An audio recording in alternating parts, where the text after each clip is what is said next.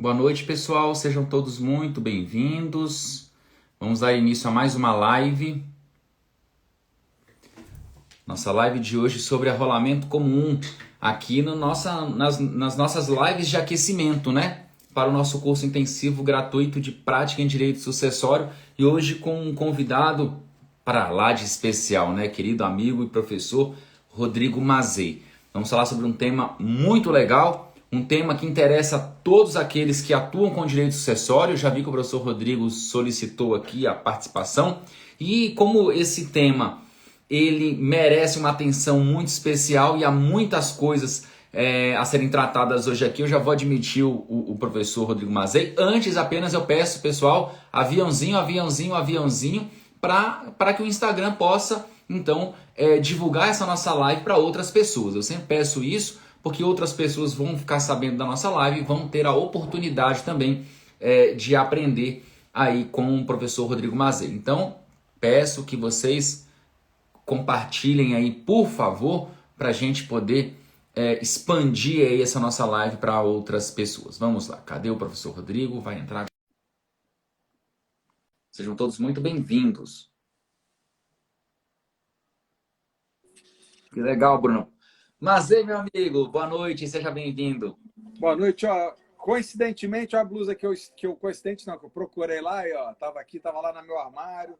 Estou aqui, ó, devidamente aparamentado. Show de bola, meu amigo, show de bola.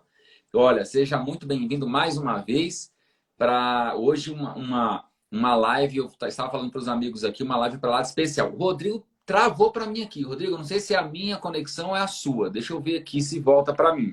Para mim tá tranquilo aqui, eu tô te vendo, tá me ouvindo? Tá, tô te ouvindo. Para mim deu uma travada aqui, Pra mas mim, se para você tá legal, vou ver com o pessoal aqui. Pessoal, tá travando alguma coisa para vocês? Só para ouvir o pessoal aqui, para a gente poder ver. Para mim travou um pouco. Eu não sei se é a minha conexão. Tá normal. Pro Danilo tá aqui, normal. aqui. Eu, Normal. eu tô normal aqui. Então, beleza. Então, vamos embora, meu amigo. Rodrigo, mais uma vez, então, boa noite. Seja bem-vindo. Vamos falar sobre um tema que é um tema interessantíssimo, especialmente porque o Código de Processo Civil, vamos dizer assim, né? Pelo menos expressamente, pouco fala, mas as implicações práticas são muitas, né? E aí é preciso realmente fazer diversas conexões com outros diplomas e outros dispositivos. Então, eu vou passar logo a palavra para você, meu amigo, apenas antes de passar a palavra para você, para quem não conhece o professor Rodrigo Mazei, que dispensa apresentações. O professor Rodrigo Mazei é advogado, é professor da Universidade Federal do Espírito Santo, doutor em Direito e um grande especialista, estudioso e pesquisador do direito sucessório, além de outros digamos assim, livros do direito civil e do direito processual civil. Né, Rodrigo? Então, mais uma vez, meu amigo, seja bem-vindo. E eu já faço a primeira provocação. Rodrigo, queria que você nos falasse, então, nos apresentasse esse panorama geral dos ritos do inventário, né? Do inventário e os arrolamentos sucessórios, para que nossos amigos, então, tenham aí a dimensão desse nosso tema. Por favor. Então tá, já. Ó, boa noite a todos. Queria mandar assim um abraço para vários alunos aqui que eu tô vendo. Mas, assim, é muito bom estar com o Jailton aqui, né? Pô, bater esse papo aqui. E a gente chegou à conclusão, né? Que, pô, não falar sobre o quê? Porque esse é um tema, né? Antes até para fazer a falar, isso é um tema, assim, que não é muito comum. É um tema, assim, que quando a gente olha na doutrina, é a boa doutrina, né? Ela trata, às vezes, de uma forma superficial. E nós, como operários, né? Nem operadores do direito, a gente acaba deixando de utilizar. A gente como advogado, o Jailton, às vezes, como juiz, às vezes, né, sugerindo até, intimando as partes, às vezes, quanto à conversão do rito. Então, isso é importante, porque, inclusive, o nome, até esse nome, ó, tá vendo? O negócio é tão raro que até quando eu falei, que até balançou lá. Até o nome desse arrolamento, ele não é, às vezes, ele não tem até a expressão que ela é adequada. Mas vamos lá. Então, o que a gente tem em regra? A gente tem um inventário, então a gente tem um inventário primeiro. Vamos fazer uma primeira classificação. Um inventário extrajudicial. Eu, se quiser botar aqui os comentários aqui, o fato está no meu rosto aqui, não me atrapalha não, tá? Pode deixar? Prefere? Pode. Se tiver uma pergunta, alguma coisa, eu não fico agoniado, não. Pode ficar tranquilo, tá? Tá, beleza. Então vou deixar aqui. Uma pergunta, alguma coisa, tal, né? A não ser que começar a travar, e você tira. Tá. Para mim tá travando um pouquinho, mas se pro pessoal, se pro pessoal está bom aqui, eu acho que tá bom para todo mundo. Deve ser só para mim mesmo, mas então pode seguir aí. O pessoal acusa então. Qualquer coisa. Então, beleza. Mas vamos lá. Então, a gente faz um primeiro grande corte, tá? Um primeiro grande corte. Que eu tenho, a gente tem um inventário extrajudicial, tá? E um inventário judicial. O que ocorre? E isso é muito interessante já falar sobre esse ponto aqui, que ele é interessantíssimo. O inventário extrajudicial, ele está hoje fixado lá no artigo 610 do CPC. Ele é um dispositivo, né, com 2 parágrafos, um artigo, 2 parágrafos. Na verdade, hoje ele encontra-se regulado por uma resolução do CNJ, que é a resolução 35/2007, que foi escrita, inclusive, olha só esse detalhe que é importante, nos próprios considerandos, Jailton, isso é um detalhe muito legal, até falo no livro, os considerandos dessa resolução, que está em vigor até hoje, faz remissão ao CPC de 73. Então, isso é complicado, tá? Mas não é o nosso objeto aqui, o inventário extrajudicial. Mas, basicamente, assim, quais são os requisitos? O que marca o inventário extrajudicial? Basicamente, a ideia da consensualidade geral, ou seja, há de se ter um consenso absoluto quanto à arrecadação, avaliação, partilha, e as partes e todos os interessados, não só interessados, ou seja, o cônjuge, sobrevivente, o eventual companheiro, os herdeiros, eventual legatário, ou seja, todos os interessados, todas as partes, elas precisam ser capazes. Tem um detalhe, eu vou ter um curso depois que eu vou fazer só sobre inventário extrajudicial.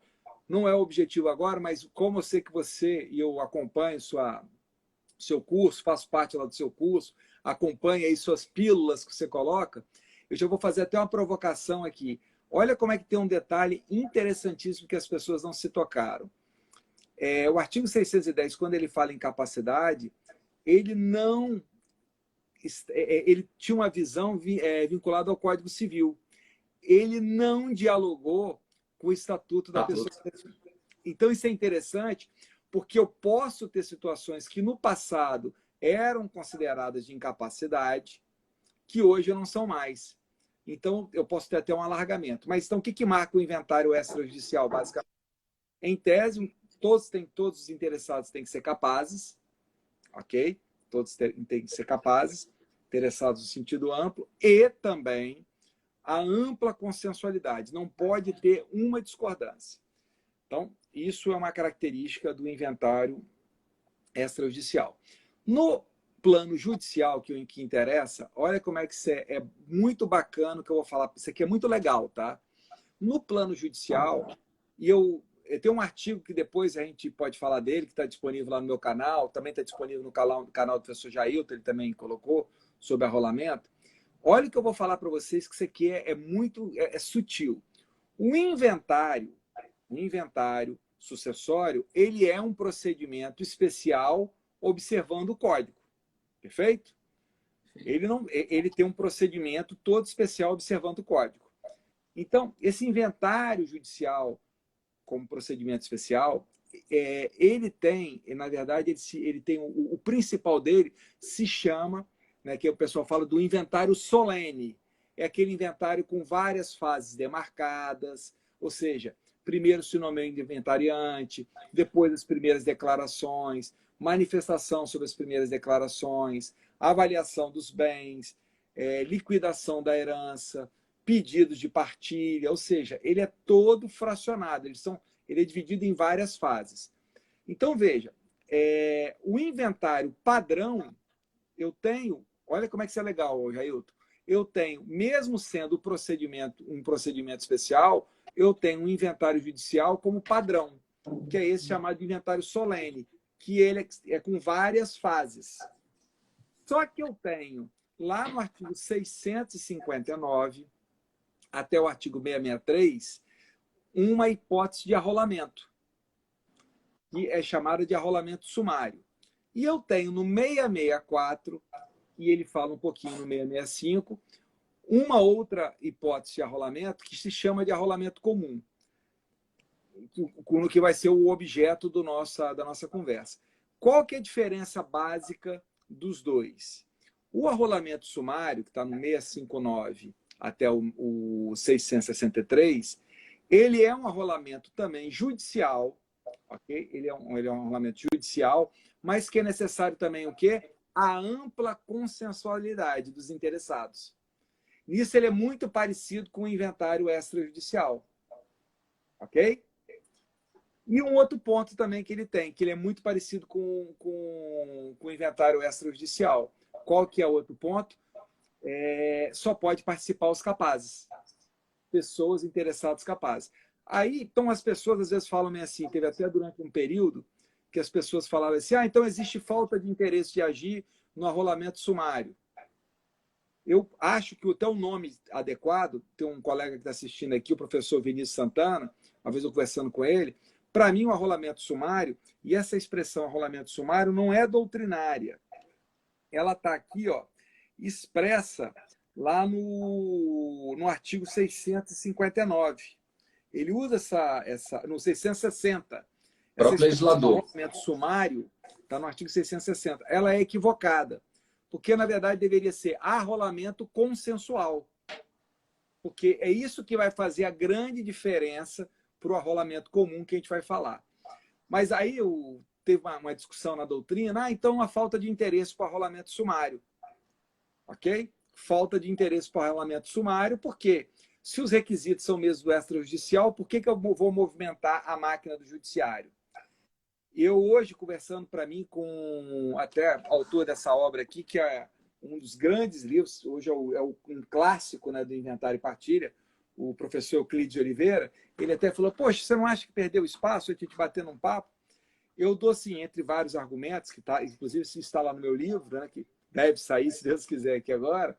E eu estou ansioso, diga-se, tá? Eu dou Você é o primeiro a adquirir seu livro. Você quer ver? Eu vou dar 3 fundamentos para mostrar que o arrolamento sumário ele não foi absorvido pelo inventário extrajudicial. Claro. Primeiro fundamento. Na grande maioria dos estados, é o caso aqui do estado do Espírito Santo, quem faz a avaliação dos bens no arrolamento extrajudicial é a Fazenda. Então, quem é que vai fazer a avaliação é a Fazenda. E só depois que você pode fazer a partilha. O arrolamento sumário, não. Quem faz a avaliação dos bens, são as próprias partes. O juiz homologa, ele vai homologar a partilha de acordo com o que feito com a avaliação das partes e a Fazenda vai falar depois. Isso, olha como é que isso é uma diferença. Eu sei que o tema aqui é arrolamento comum, mas é legal falar, se fazer um panorama geral. Olha como é que isso foi importante na pandemia. Eu até falei isso hoje com o professor Euclides. Nós fizemos 18, eu trabalhei com vários colegas, em 18 arrolamentos sumários durante a pandemia. Por quê? Estava demorando muito a avaliação da Fazenda. Então, era mais fácil, era mais rápido o arrolamento sumário, porque você não tinha que mandar o processo para a Fazenda. Olha que legal. Então, essa questão do momento do recolhimento do imposto aqui, ó, até aqui, um colega aqui, o Uhuhu, aqui está aqui confirmando aqui a nossa essa ideia. Então, isso já é uma grande diferença. Segunda grande diferença, e uma vez eu conversei também com uma grande professora de Direito das Sucessões, a professora Ana Luísa Nevares. Veja que legal. No inventário sumário, eu tenho uma possibilidade interessante. Nem sempre as partes têm o dinheiro para poder pagar os impostos, pagar as dívidas. Então, no inventário sumário, eu tenho a possibilidade de pedir para o juiz para alienar um bem. Isso não é possível no inventário extrajudicial. No inventário extrajudicial, as partes têm que o quê? Utilizar de recursos próprios para fazer todas as despesas. É uma diferença enorme. Brutal. Enorme, enorme. E aí vem uma terceira que é mais legal. Uma terceira que é mais legal ainda, que às vezes as pessoas não se tocam. Só quem está na advocacia há muito tempo que vê isso.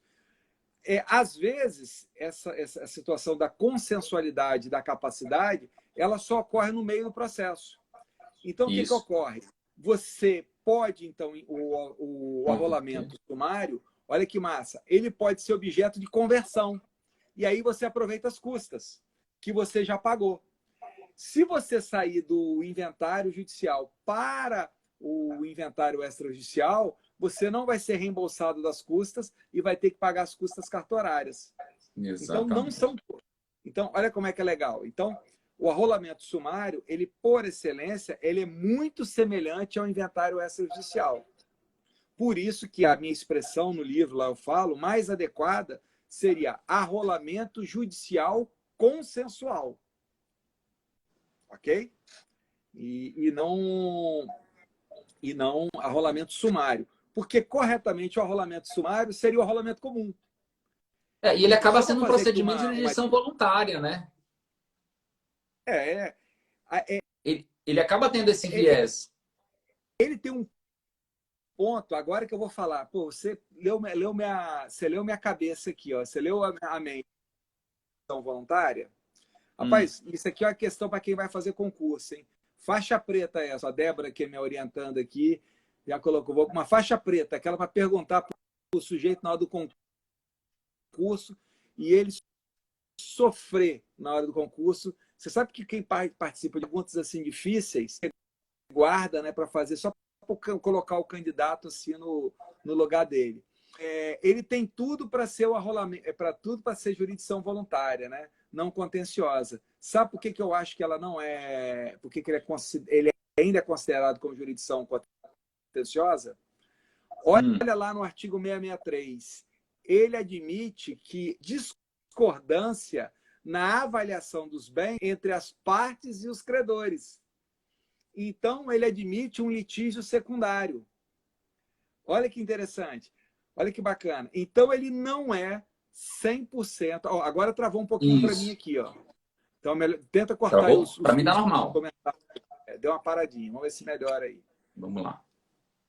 Vamos lá. Ver se a gente volta aqui. Para mim tá normal. Aqui... Para mim tá normal. Para mim tá normal. Então, para mim tá aqui, agora a internet aqui tá ruim. Se tipo, você vai falando para mim aí, tá? Agora para mim que beleza. tá... O pessoal tá dizendo que tá ok. Então, beleza. Então, vamos embora. Então, vejam que interessante. Veja que interessante. O arrolamento sumário, ele não é propriamente sumário, ele é um arrolamento que ele é consensual entre as partes, só que ele tem uma pequena área de que é possível a controvérsia, que é com os credores. Perfeito. Okay? Aí agora... E aí, por que o nome, então, diz que é o objeto do que a gente vai falar, que é o 664, por que ele é o nome de arrolamento comum? Porque ele não foi nominado. Então, como ele é um arrolamento inominado, como ele é o arrolamento inominado, ele passou a ter o nome de arrolamento comum. Muito embora aí, Jair, por isso que eu gosto dessas lives, a gente vai batendo papo e tal, eu também faço essa observação, muito embora ele é o mais raro dos três. E na essência ele é o sumário. Não, exatamente. Olha o nome, arrolamento comum era para ser o mais comum, mas ele é o mais raro. Então, e na verdade, e eu falo isso no artigo, na verdade, o que é característica do arrolamento comum é a sua sumariedade. Porque ele é um arrolamento que ele é o quê? Oral, ele tem uma fase oral. Concentração. Ele não tem como no procedimento, né, do inventário padrão do solene, aquela fracionamento de etapas. Ele é o quê? Ele é tudo feito junto. Ele é tudo concentrado. Tanto é, vocês estão acompanhando aí, vão acompanhando com o código,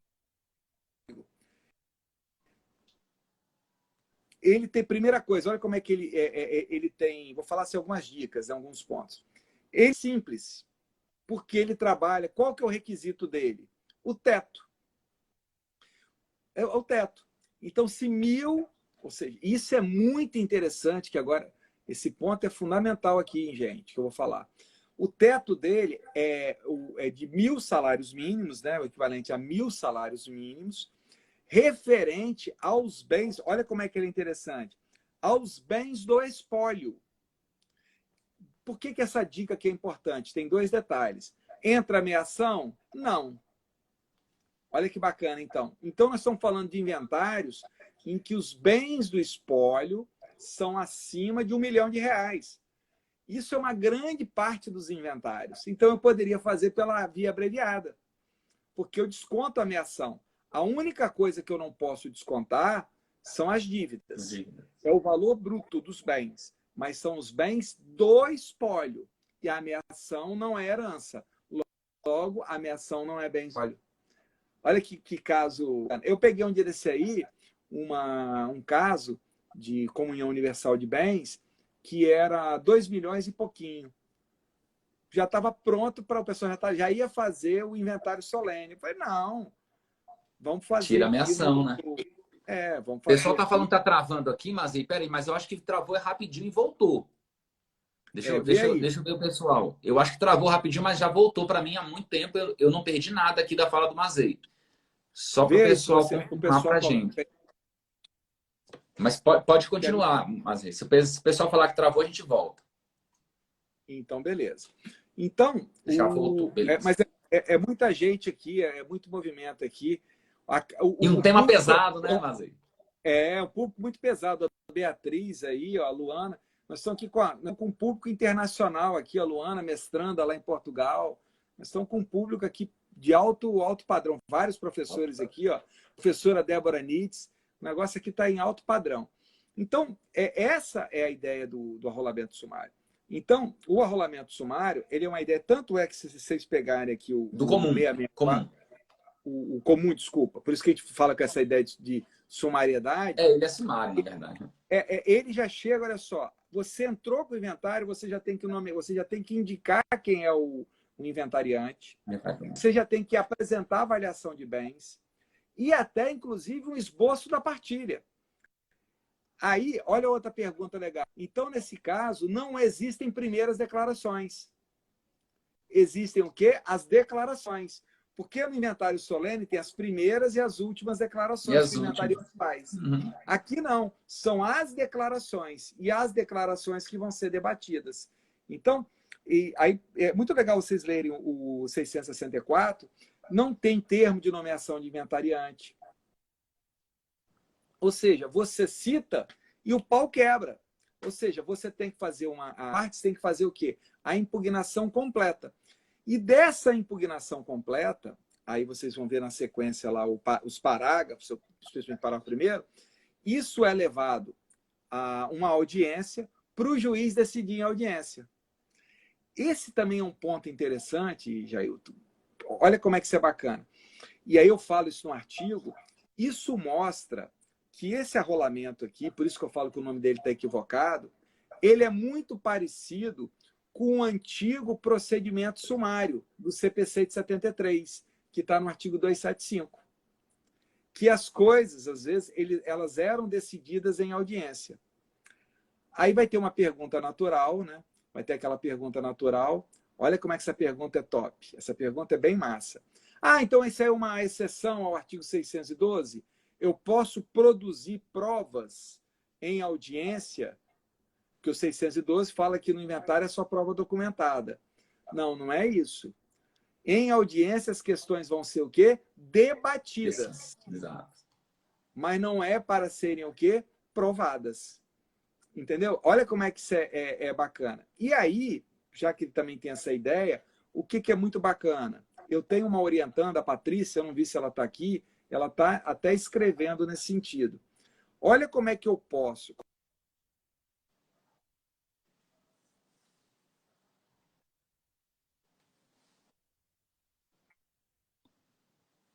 preta mesmo, tá? Agora é 2 Jump of the Cat. Faixa preta, bem preta mesmo. Olha que interessante esse poder. Agora, para mim, Jailton, você travou. Tô te ouvindo, travou um pouco para mim, mas agora voltou. Vocês estão vendo aí, o Jailton está voltando. Então, vou voltar. Travou e voltou. Olha que interessante, então, isso. Como é que isso é bacana que eu vou falar. Isso agora é muito top, que a Patrícia, orientando a minha, está escrevendo. Há uma troca de técnicas, como não há mais o procedimento sumário, há uma grande troca de técnicas. Eu vi que travou aí, gente, eu estou voltando. Mas já voltou. Então, mas eu estou voltando para não perder Há uma grande troca de técnicas do procedimento sumário do arrolamento comum, por ele ser sumário, por ser concentrado, com juizados especiais. Veja como é que isso é interessante. Então, olha nesse particular. Eu posso importar, então, sem problema nenhum, a questão, por exemplo, da audiência da fase de conciliação. Porque nós não temos no inventário uma fase de conciliação. Perfeito? Mas como eu já tenho audiência, eu posso trazer o quê? A conciliação dos juizados especiais. Posso falar outra coisa que você pode importar perfeitamente? Essa agora é top.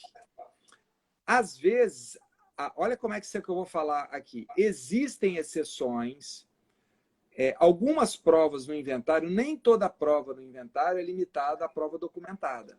Isso é falso. Eu dou dois exemplos, vou dar um exemplo claro. A avaliação, quando você nomeia um perito para ele fazer a avaliação, você está nomeando um perito para fazer uma prova pericial.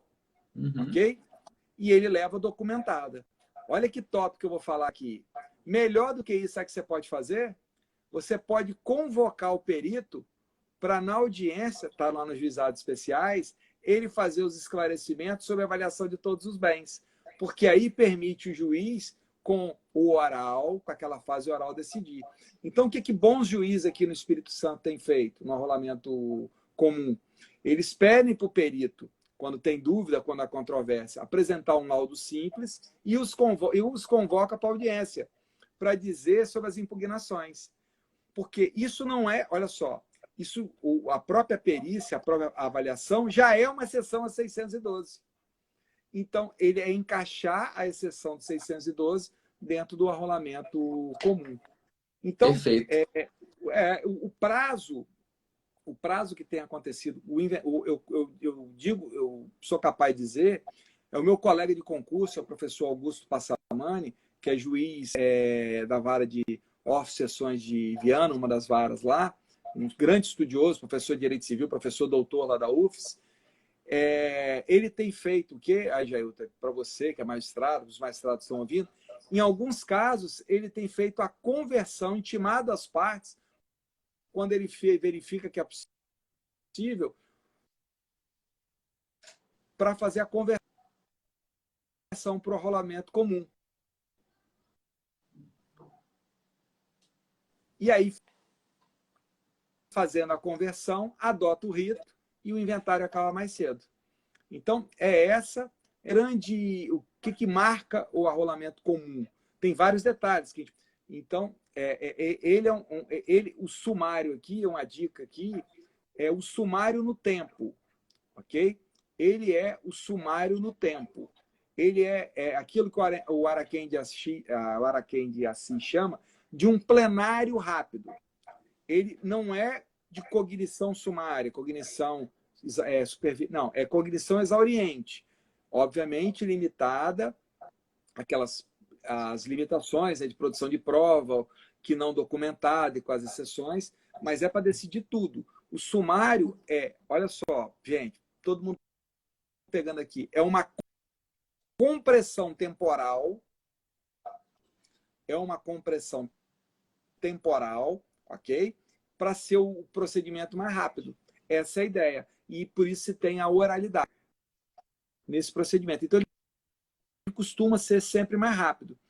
E ele porta, olha como é que tem uma comunicação muito grande com o arrolamento sumário. Então, por exemplo, a avaliação, quem faz? As próprias partes. Não precisa da fazenda. Então, por ser é a mesma coisa. Tem até um erro material, gente, anotem aí, ó, no parágrafo 4º do 664, que ele faz uma remissão ao artigo 672, equivocado, que é o 662. Então, é um procedimento de grande utilidade. Aí tem vários pontos controvertidos, eu estou falando assim, muito, né? Tem vários pontos controvertidos. E aí eu vou te dar uma sugestão. Se tirando os comentários, vai parar de travar um pouquinho. Tá. Quando trava bem rápido, mas logo volta. Como chega um pouco mais atrasado para o pessoal, e às vezes o pessoal fala que travou, mas eu desabilitei aqui os comentários para a gente ver se flui. Então, não, mas eu acho que agora vai. Depois a gente coloca de novo. É o horário também. Então, agora, você quer ver um ponto agora muito legal? Esse ponto é top, que eu vou falar. E isso aqui, nesse livro que eu escrevi, eu mostrei de forma clara. Vocês querem ver um grande... Para mim, talvez seja a pior interpretação. Essa é a pior interpretação da doutrina. Eu quero que vocês leiam o artigo, todo mundo lendo o artigo 664, vocês vão ver, inclusive os parágrafos, vocês vão ver que o único requisito que tem é a questão do teto valorativo. Ok? Aí, olha que doideira que surgiu, olha que interpretação ruim, com todo respeito à doutrina que trilhou nesse sentido, a partir do 665. O que o 665 fala? Ó, o inventário processar-se-á também, na forma do artigo 664, ainda que haja interessado incapaz, desde que concordem todas as partes o Ministério Público. Olha que interpretação equivocada, não é o caso do professor Euclides, né? Não é o caso da professora Maria Berenice Dias, tem vários autores que interpretaram corretamente, mas muito interpretaram de forma equivocada. Olha o que o dispositivo ele quer dizer.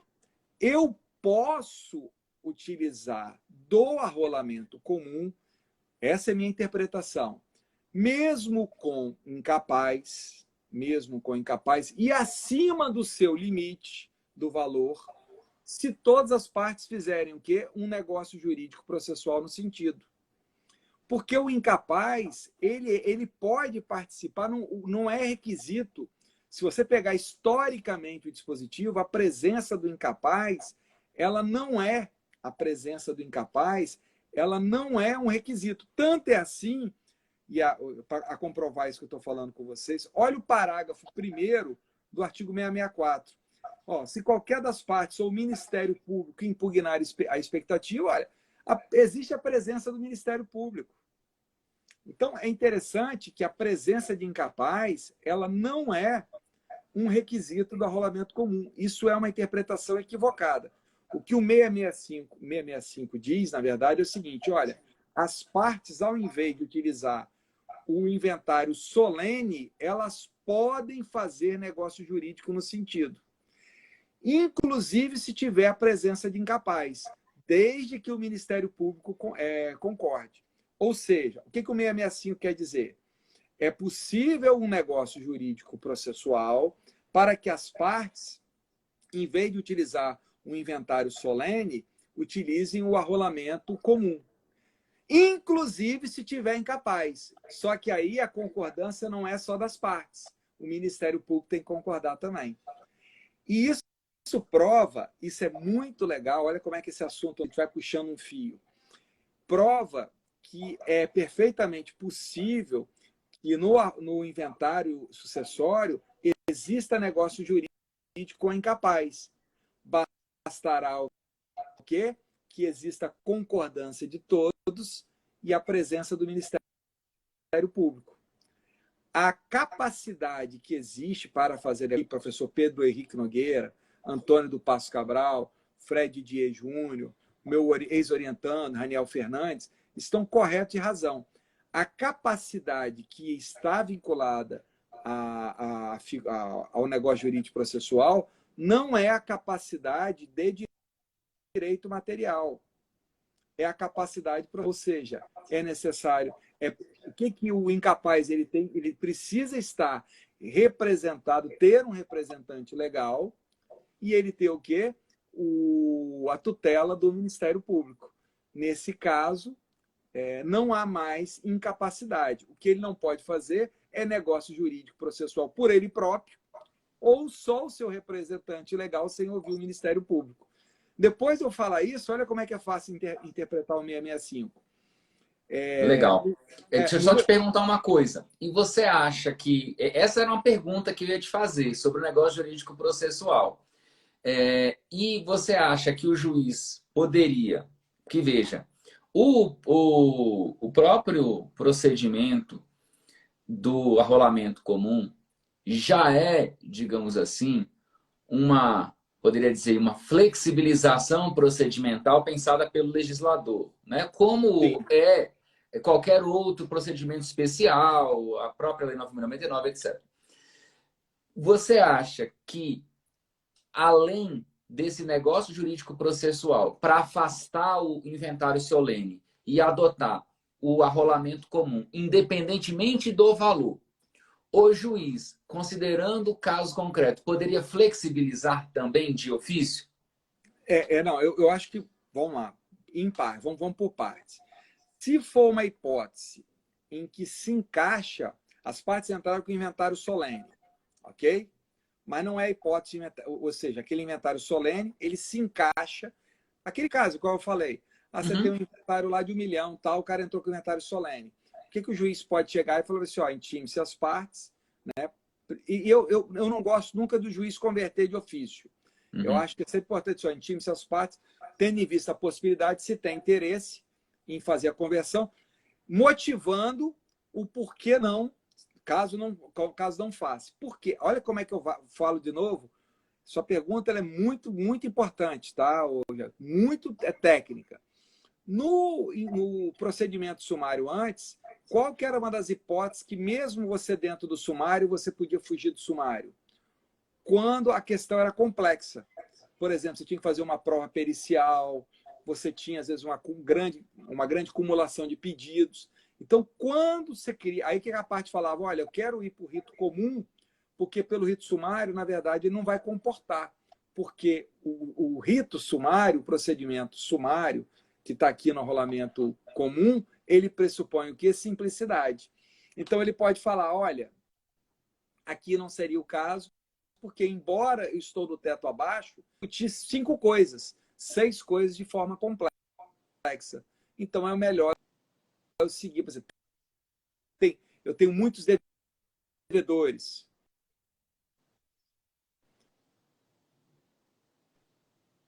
E eu estou brigando com os devedores. Tem uma parte aqui que eu estou discutindo qual é a minha ação ou não, período da união estável. Então, é preferível eu fazer o inventário mais cadenciado. Então, isso estava lá, se não me engano, no artigo 277. Gente, você tem um valor maior, mas o juiz olha e fala, pô, isso aqui é simples, cara. Aí o que o juiz Às vezes, chega e 100 mil fala? reais a mais. Não, pouco dinheiro. Não, e às vezes, igual, por exemplo, esse caso lá era, vamos falar que não era 2 milhões, fosse 3. Mas era ameação e um herdeiro. Então, por conta disso, eu entrar naquele negócio todo, não tem sentido. Ou seja, eu tinha um meeiro e um herdeiro. Era um negócio banal, assim. Aí tinha credor. Aliás, minto, era o meeiro e 2 herdeiros e um credor. Mas era simples. Para que eu vou entrar no outro? Aí o que o juiz pode fazer nesse caso? Ele vem e fala assim, olha, aqui, ó, verifico a hipótese de aplicar o artigo 665. Consulto as partes, eu chamo do juiz provocador. Consulto as partes se tem interesse em fazer uma convenção processual para fazer adequação. Pois é. Mas, veja, desculpa te interromper, mas veja, a minha indagação seria, a reflexão, na verdade, seria, porque muitas vezes o juiz já pega isso no despacho inicial. Então, por exemplo, a parte da ajuização, pleiteando ali que ela seja nomeada inventariante, o juiz verifica, poxa, até 1.000 salários mínimos aqui. Mas vamos dizer que o patrimônio seja de 1.200.000, mas o juiz verifica exatamente essa situação. Poxa, tirando a ameação, 1.200.000, por conta de 200.000, vamos dizer assim, por conta de 200.000, tudo bem, eu tenho que citar os herdeiros. Há mais 2 herdeiros. E aí eu fico imaginando, será que ele já não poderia flexibilizar? E ao invés de... Porque senão a gente vai ter que citar primeiro para depois consultar as partes nesse sentido. Será que ele já não poderia, por exemplo, consultar intimar o próprio autor para dizer, e a partir daí ele já converter o procedimento e seguir? Claro, sem prejuízo de se a situação se mostrar muito mais litigiosa do que aparentemente ela transparecia, ele converter novamente para o rito, porque no processo já há essa possibilidade, né, de conversões em momentos diferentes, né? Se eu te falar, eu falo um pouco disso lá no livro, tá? Não só para isso. O que eu acho? Porque esse negócio de quando você converte e volta atrás, isso acaba atrasando mais. É preferível, na minha cabeça, olha só, você convocar todo mundo, independentemente, porque, na verdade, por exemplo, o cara não apresentou as primeiras declarações, ele só instaurou. Você fala, olha, não apresenta as primeiras declarações, vamos parar aqui. convoca todo mundo. Vai ter negócio jurídico processual ou não? Não, não vai ter. Eu sigo para lá. Não, vamos fazer negócio processual, a gente segue. Eu vou te explicar o porquê, que às vezes até os exemplos são legais. Uma vez um juiz, um magistrado fez uma coisa parecida. Sabe qual foi a resposta de um? Falou assim, olha, mas eu nem prefiro que a Fazenda faça as avaliações, para a gente não discutir quanto a isso. Então, eu não quero, para às vezes a gente chegar num número, então eu prefiro que a Fazenda participe, ela isenta, apresentando a avaliação dos bens.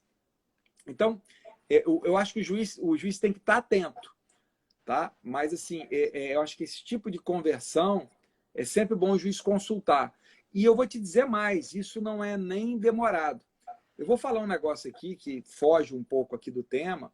Na minha cabeça, inclusive, Jailton, isso eu falo expressamente no livro, o juiz, ele foi instaurado o inventário e tal, ele não deve nomear um inventariante, na minha cabeça. O juiz, ele deve manter um administrador provisório.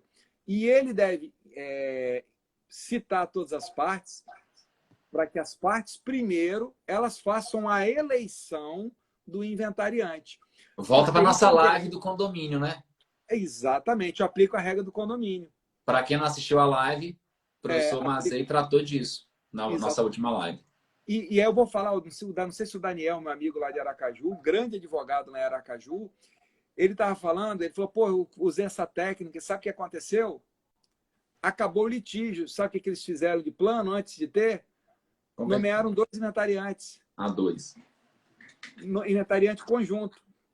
E aí, quando fizeram inventariante conjunto, com as funções de cada um, as primeiras declarações foram redigidas de forma conjunta. Então, os 2 grupos, digamos assim, se encontraram representados pelos inventariantes. Então, ele matou uma fase de litígio. Porque o que aconteceu na prática? Eles discutindo pelo menos um ano e pouco, quem é que tinha que ser o inventariante. Então, eu falo assim, eu estou escrevendo, é um dos pontos que eu falo bem no livro, né? É muito importante o juiz no inventário, ele está atento a essa fase inicial. Quanto mais for ajustada essa fase inicial, quanto melhor forem feitas as primeiras declarações, por exemplo, você tem uma pessoa mais adequada, tal, menos trabalho vai ter. Tanto que eu acho que na minha cabeça, nós vamos trabalhar a médio prazo muito com 2 figuras. Uma que já está prevista em lei, que é a figura do inventariante dativo. Porque eu acho que o inventariante dativo ele tem que ser nomeado, na minha cabeça, antes, um ilícito, desculpem. Se você já tem fixado, né, potenciais áreas de litígio, é melhor você já ir para o inventariante dativo. E como isso gera, às vezes, custo para o inventário, as partes, às vezes, falam, pô, então vamos pensar, que isso vai criar um custo para todo mundo. E é outro artigo também, está lá disponível no meu canal, eu posso passar para você colocar lá para os seus alunos, é um texto que eu falo só sobre nomeação do inventariante.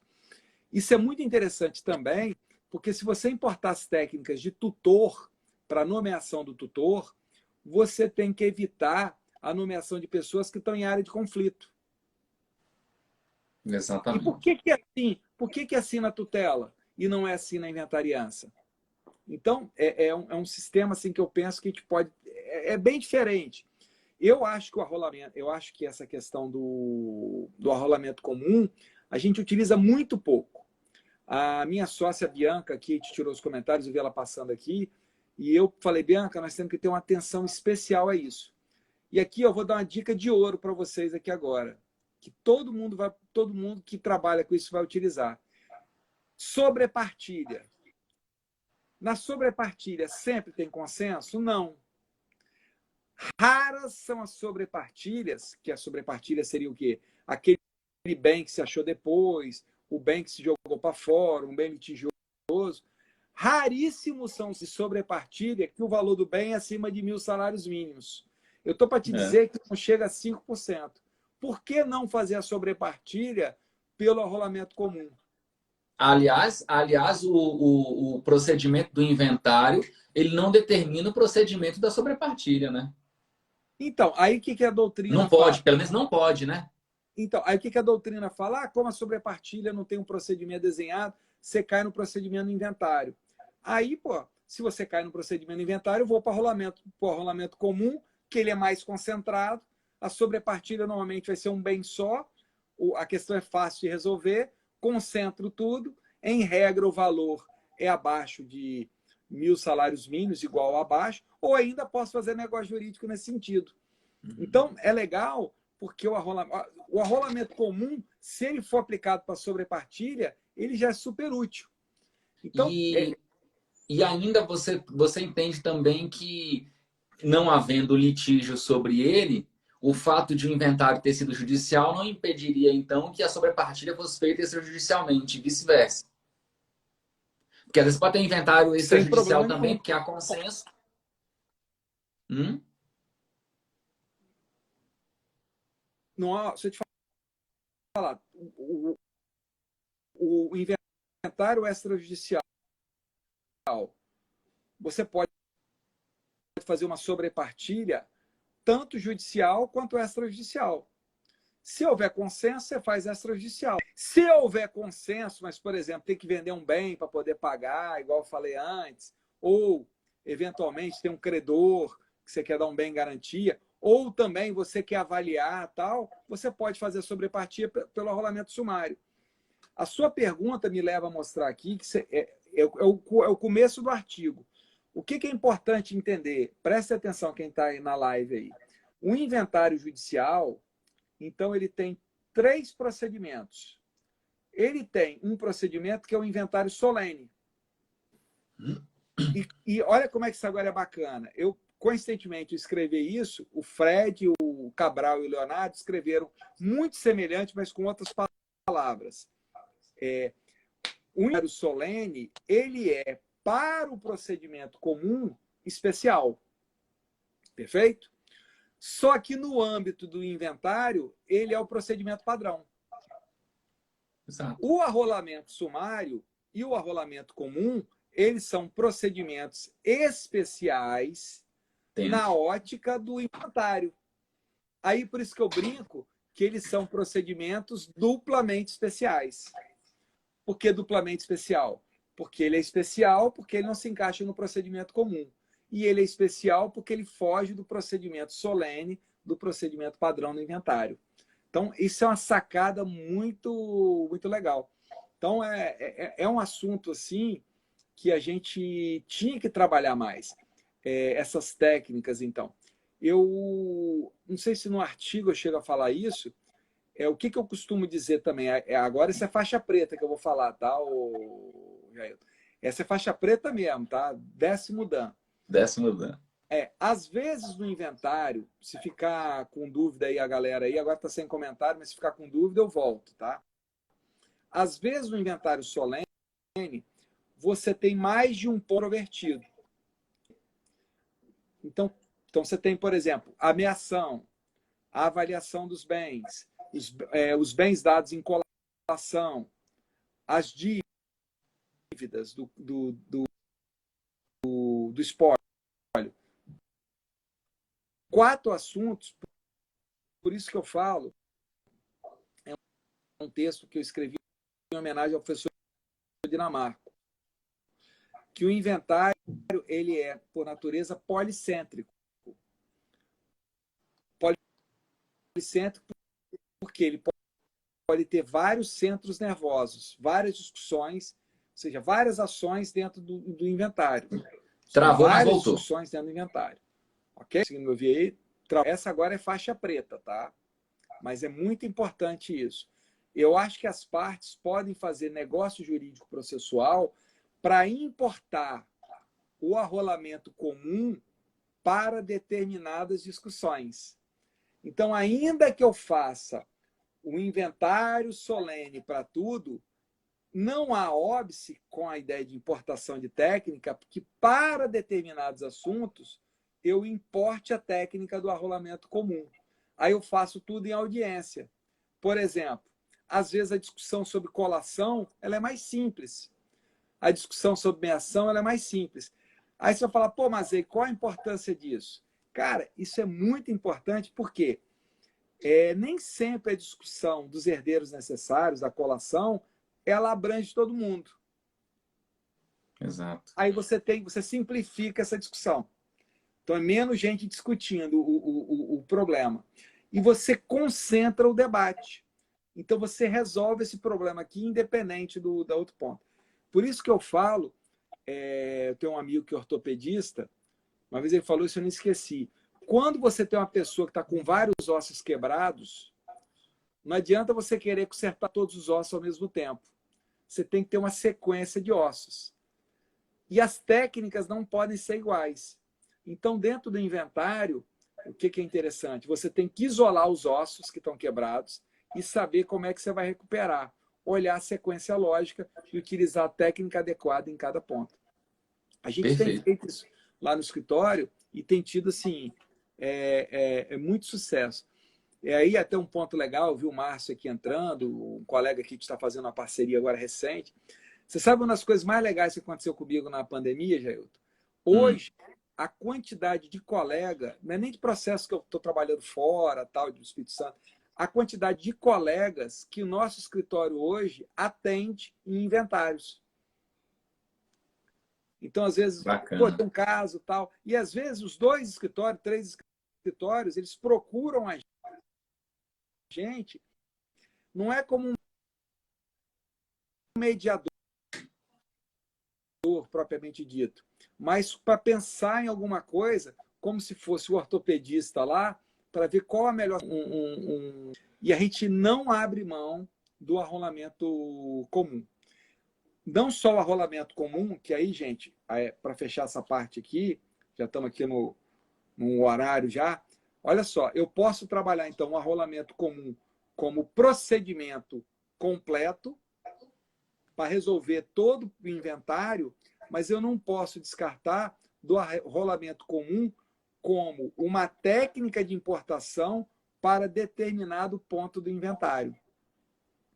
E isso gera permite uma aceleração, né, muito maior do procedimento. Porque se você. E aí a importância, né, mas de o advogado identificar essas zonas de conflito, né?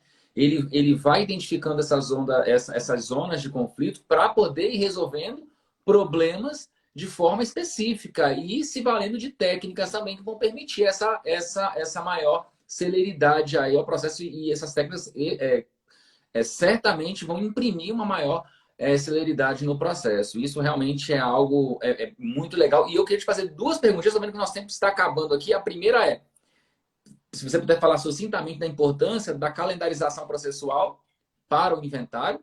E o segundo ponto dessa discussão, que eu não sei, eu tenho a minha posição sobre isso, mas eu não sei porque esse tema está gerando tanta discussão, que é o do tema 1074, do prévio recolhimento do TCMD para fins de homologação da partilha no arrolamento sumário e se aplicaria também para o arrolamento comum. Bom, vamos lá. O primeiro ponto, calendarização é fundamental. Não sei se aqui o meu coordenador lá da obra, tá? Antes, na hora de diminuir e tal. Aí tinha uma parte lá no briga, mas eu não tiro isso. Se vocês lerem lá, o inventário, mesmo o inventário solene, ele foi feito para encerrar em meses. Eu não posso esquecer disso. O que demonstra que a calendarização ela é fundamental. Aí tem um ponto que eu mostrei lá no livro, é muito legal isso. Não sei se já comentei com você.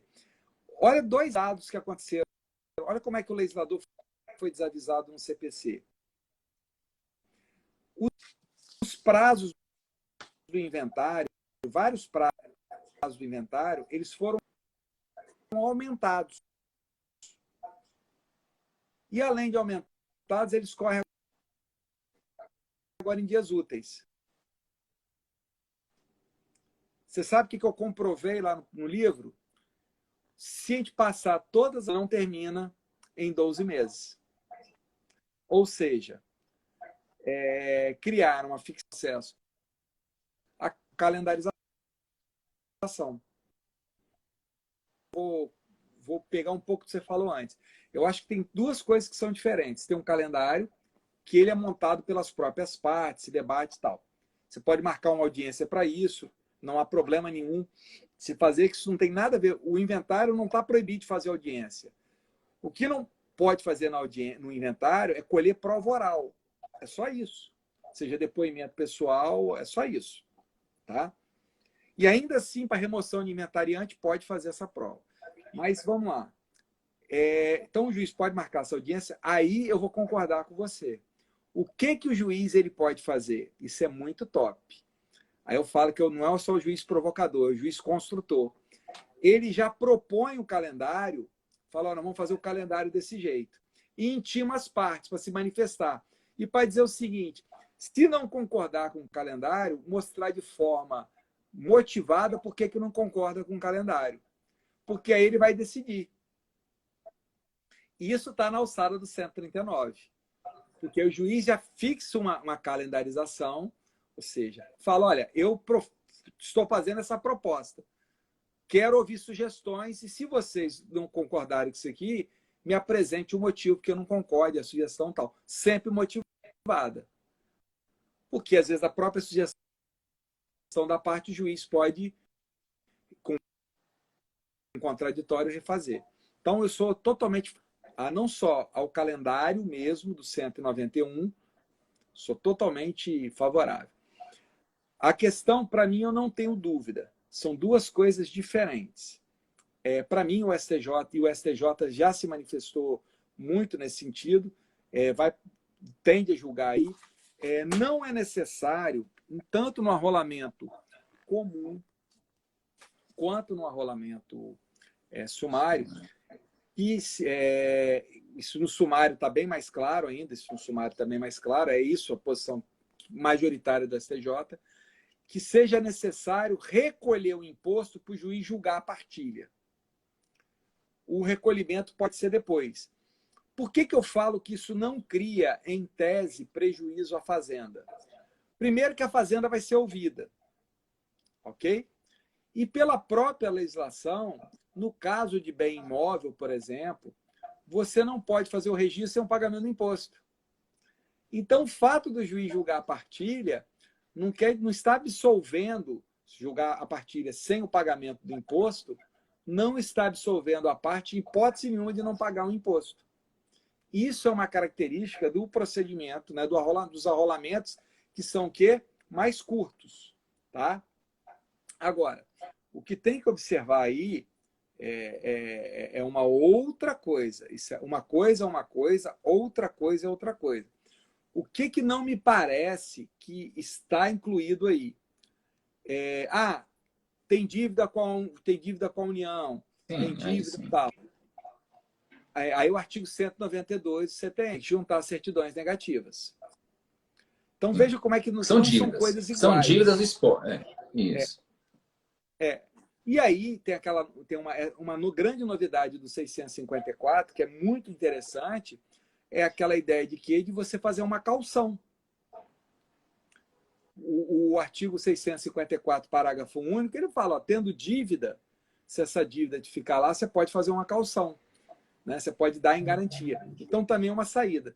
Então, eu acho que a ideia do legislador, e pegando aí o procedimento sumário, é ele admitir o julgamento da partilha. Então, essa partilha ela é julgada. Mas o recolhimento ele vai ter que acontecer e vai ter que necessariamente ter o contraditório da fazenda, que vai ser a posteriori. Isso não se confunde com as certidões, né, a regularidade fiscal do artigo 192. A pergunta foi excelente. Isso Jailton, é uma parte assim, bem detalhada, porque eu acho que ficou meio confuso isso lá na redação do código, que leva essa confusão. Perfeito. E principalmente para o arrolamento comum, né? Porque quando ele faz remissão ao dispositivo errado, E aí é que bagunça tudo mesmo. Porque para mim também, no arrolamento sumário, está muito claro isso. Agora, no Sim, arrolamento, quando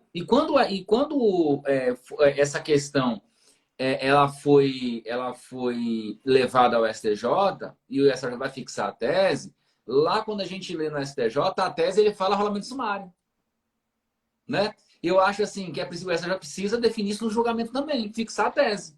Porque quando você lê lá no tema, mas aplica no rolamento comum, sem dúvida. Agora, vejam sim, de novo, olha como é que você está falando, essas suas observações elas são muito pertinentes. Veja como é que o nome do arrolamento comum é equivocado, porque ele é mais raro. Como é que eu posso ter uma coisa que é mais rara e ter o nome de arrolamento comum? Na minha cabeça, e quando eu dou aula lá na UFS, eu falo, existe o arrolamento consensual, que é tratado como arrolamento sumário, e o arrolamento contencioso. Mas, na verdade, eles estão sob o mesmo ponto. Nesse artigo aí que eu disponibilizei lá no meu canal, lá no Telegram, esse artigo que eu estou falando sobre arrolamento comum, gente, está tanto no meu canal lá no Telegram, quanto no canal do professor Jailton. Tanto faz um ou outro, vocês vão lá, está disponível. Na parte final, eu faço uma diferenciaçãozinha entre arrolamento comum e arrolamento sumário, justamente para mostrar isso. show de bola. Ó, vou habilitar aqui os comentários. Travou um pouco, mas voltou. O pessoal acho que estava falando, mas foi antes, acho que voltamos aqui. Mais uma vez aqui, mas eu cheguei, estouramos aqui em 21 horas agora. Só para falar para o pessoal, então, aqui, primeiro, claro, para agradecer, aí o pessoal pode deixar aí os comentários aí para o professor Mazei, que deu realmente uma aula hoje aqui para todos nós, mais uma vez, hoje sobre arrolamento comum. Vou deixar a live salva, evidentemente, aqui. E dizer que o professor Mazei tem vários textos espetaculares sobre o direito sucessório, e aí vocês encontram lá no canal do professor Mazei conexões jurídicas, né? Que é no lado do Telegram, o nome exato é Conexões Jurídicas, né, Rodrigo? Conexões, vocês vão encontrar lá Isso, vários textos. exatamente. Eu sempre, ele me manda e eu disponibilizo também no meu canal lá do Telegram. E dizer rapidamente, pessoal, professor, que na próxima segunda-feira a gente vai dar início aí ao curso gratuito intensivo de prática em direito acessório e no curso completo, o professor Mazei dá um baile, eu não falo nem que é uma aula e nem um show, é um baile sobre planejamento sucessório e na verdade, o professor Mazei ele faz uma espécie de bate-papo com os alunos lá, explicando várias nuances sobre o planejamento sucessório, então realmente é um show.